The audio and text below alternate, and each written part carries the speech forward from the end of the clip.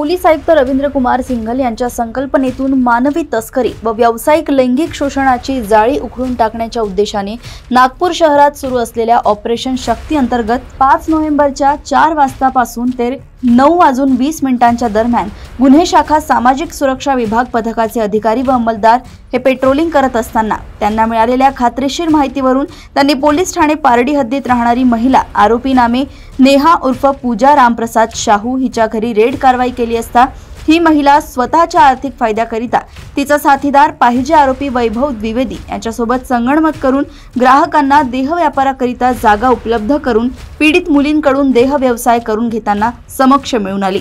आरोपींच्या ताब्यातून 3 पीडित महिलांची सुटका करण्यात आली आहे। आरोपीच्या ताब्यातून रोख रक्कम 2000 रुपये व एक मोबाईल फोन इतर साहित्य असा एकूण किंमत अंदाजे 9010 रुपयांचा मुद्देमाल जप्त करण्यात आलाय। आरोपीच्या विरुद्ध पोलीस ठाणे पारडी येथे गुन्हा नोंदवण्यात आलाय। आरोपीस मुद्देमालासह पुढील कारवाई कामी पारडी पोलिसांच्या ताब्यात देण्यात आलाय। पाहिजे आरोपीचा शोध सुरू आहे।